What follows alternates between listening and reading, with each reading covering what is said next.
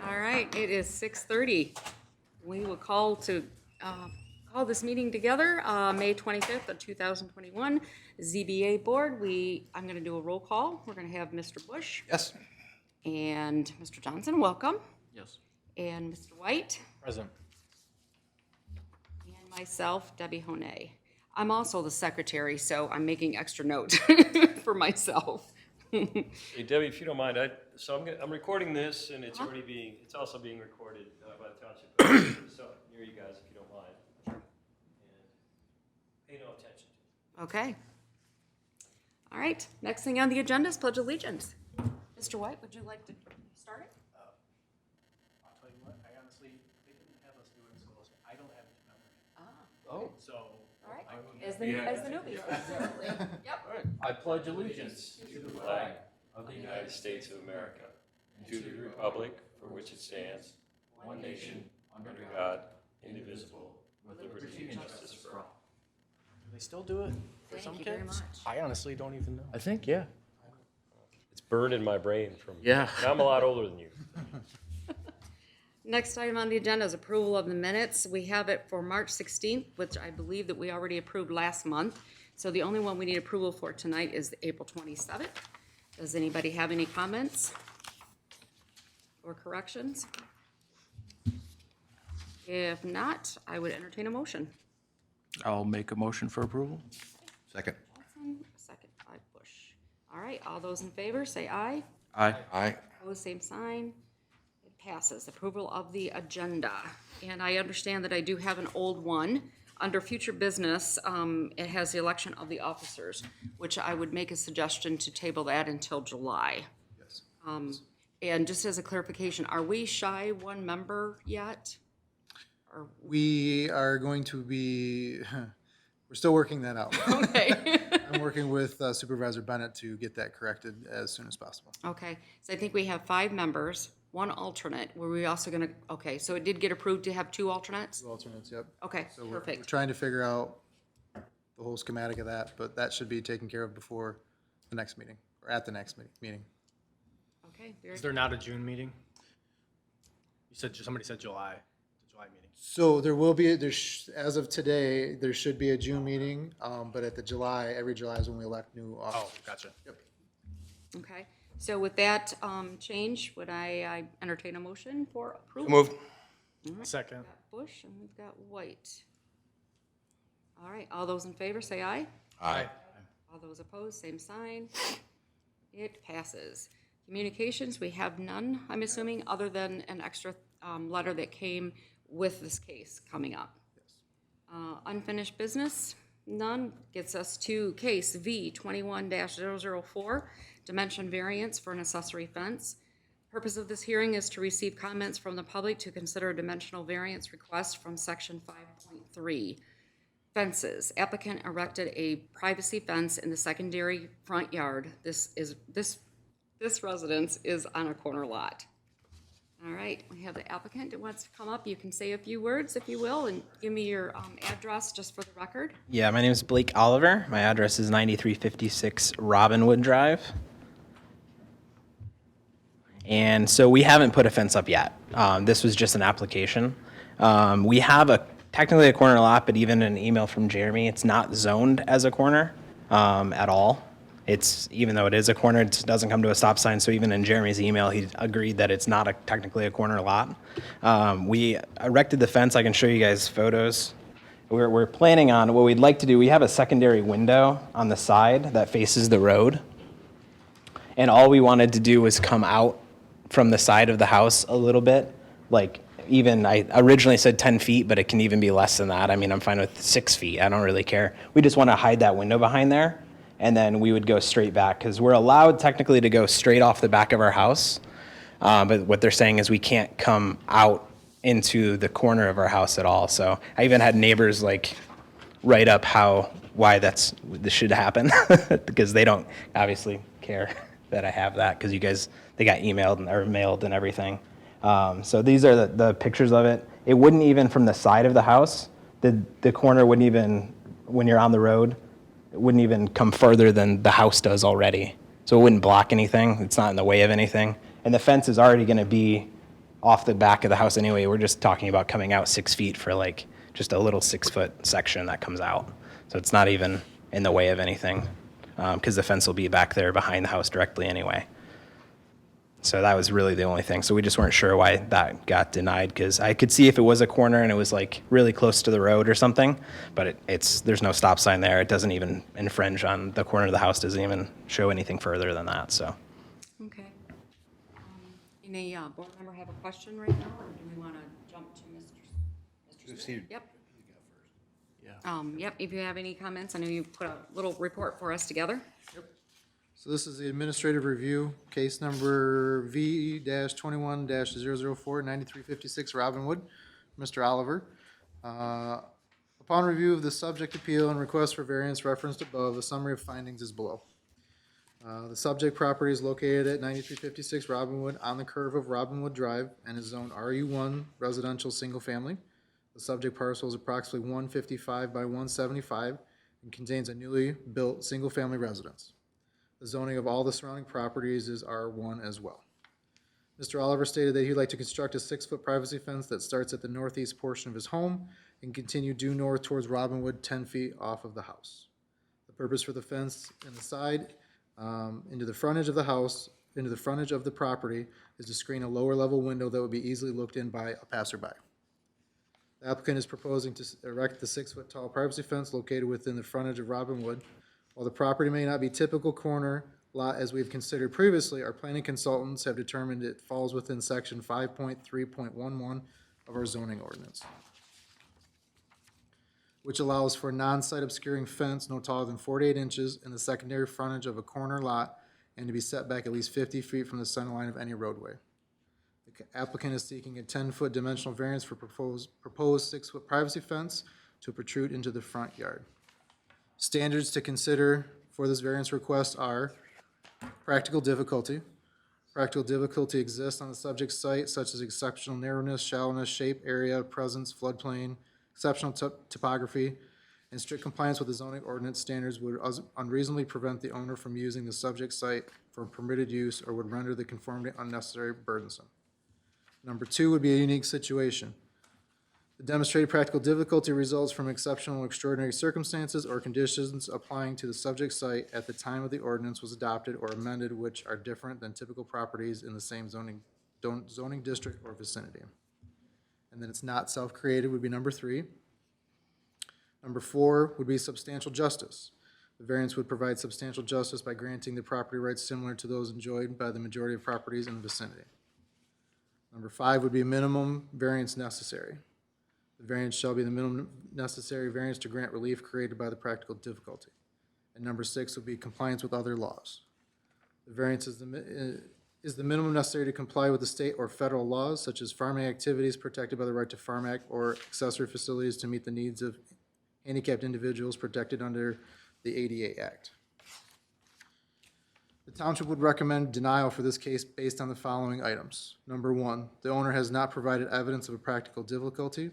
And number 2, the applicant recently constructed the home and its design and orientation on the lot is the cause of the variance requested, therefore it is self-created.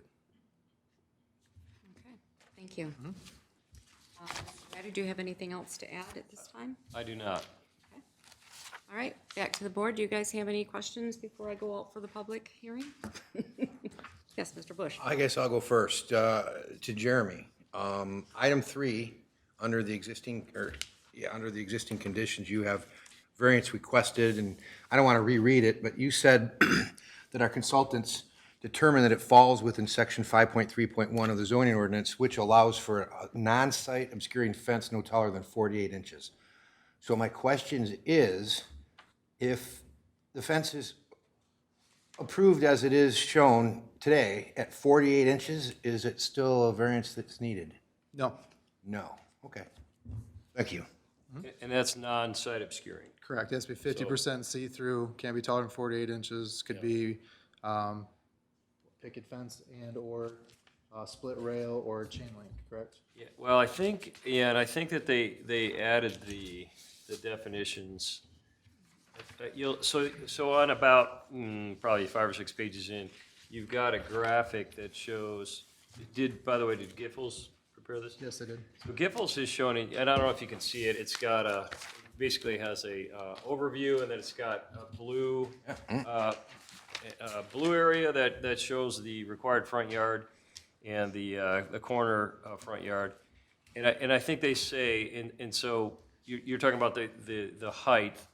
So the height, and they put the text in the right-hand side, it says up to 42 inches for corner lots. And then it talks about ornamental fences should be approved materials, and it says such as post and rail, split rail, picket, and wrought iron.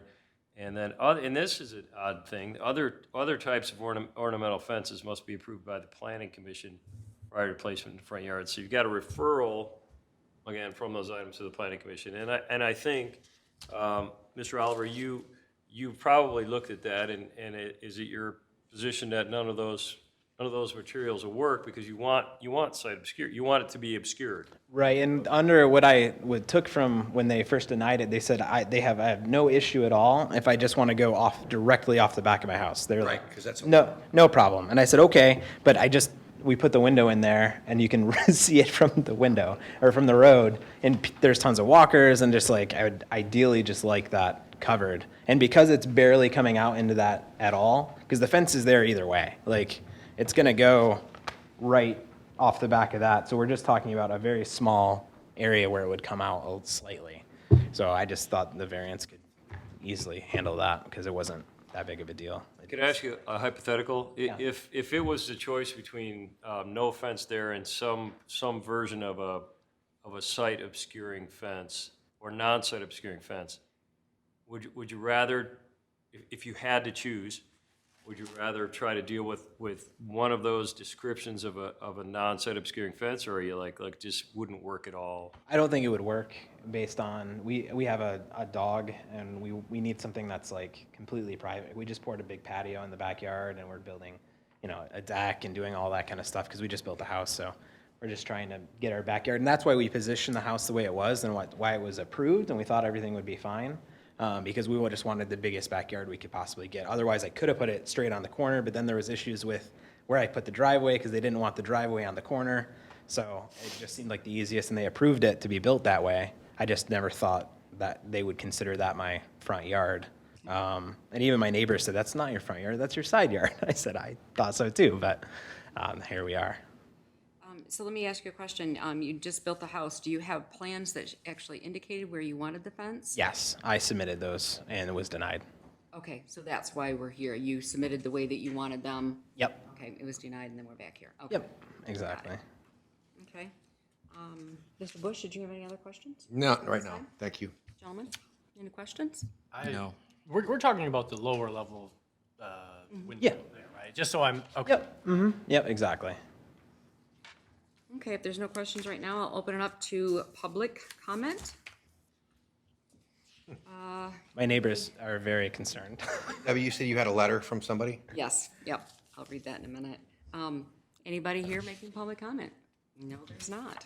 All right, so part of the public comment, yes, I did get a letter from Peggy Klingling-Smith. Must be a neighbor, 9351 Robin Wood Drive. This is her granddaughter refuting all of her comments. Oh.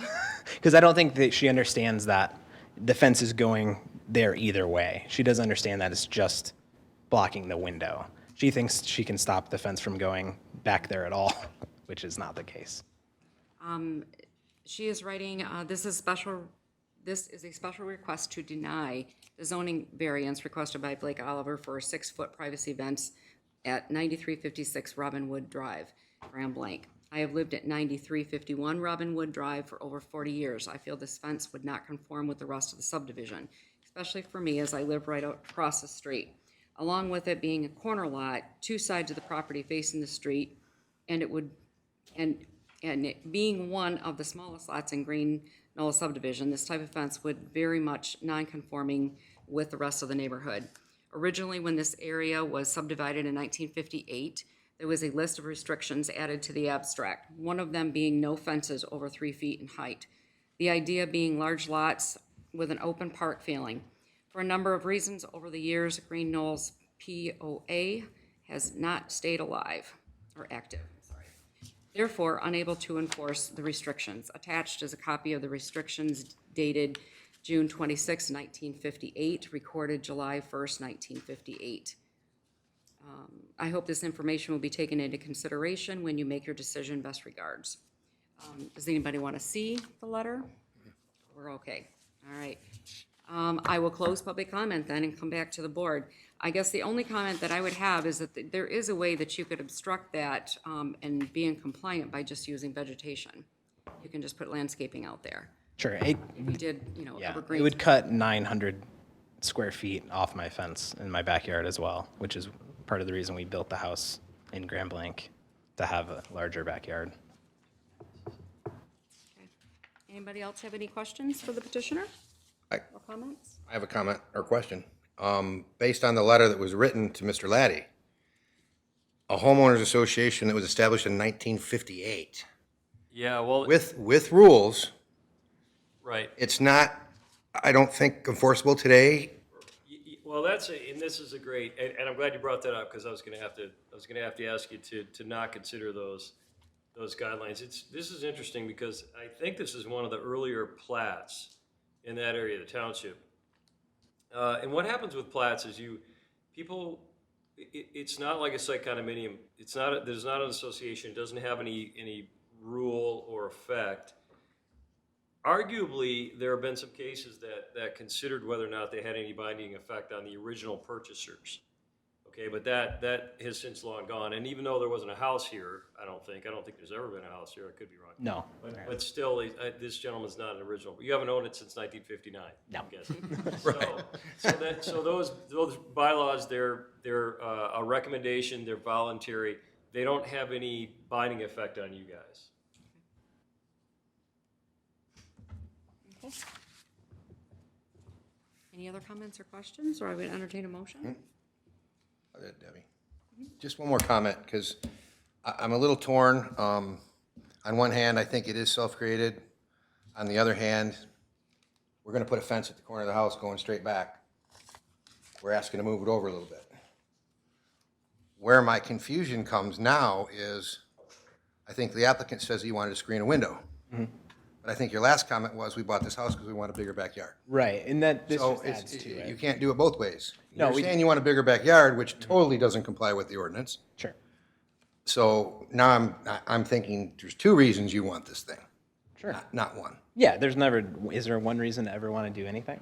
I mean, no. Originally we wanted to screen the window. That was the main issue. And also just happens to make our backyard a lot smaller as well. And we're only talking, like I said, I'm totally fine. If it's not 10 feet, I don't care if it's 4 feet. I just wanted to screen that window. That's why the size of my backyard is not really that big of a deal, because we're only talking a couple feet. Whatever is okay with you guys. Jeremy, a question for Jeremy through the chair. Is there I'm guessing that's an egress window? Yeah. So I'm guessing there's a certain amount of space needed before you can put a wall. And I don't know what that number is off the top of my head. Do you? Honestly, I don't know either. Attorney Lady. do I. That's something we would, I mean, that's gotta be looked, you can't just say, well, we'll grant a variance to 2 feet, because I guarantee 2 feet won't work. Right. Debbie I don't know, do you know that off the top of your head, Deb? I don't. My natural impulse would be that it had to be 5 feet. I would Maybe a think, 60 inches radius. I'm thinking 62, but I don't know the number. Mr. Chair, we could always, if approved, we could always make this conditional upon the building official and their recommendation. And then at the next meeting, I could let you know what that, if approved, if that was what was needed. Right, okay. All right. Anything else, gentlemen? Anybody ready to make a motion? Okay.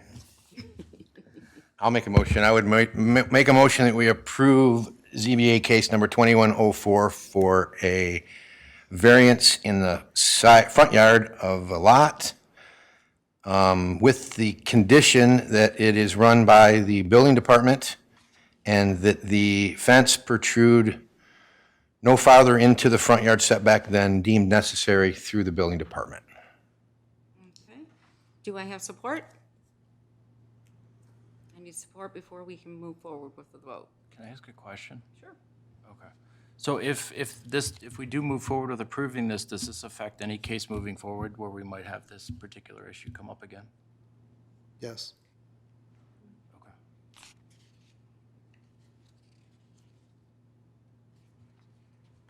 Okay, there's a motion on the table to approve. Any support?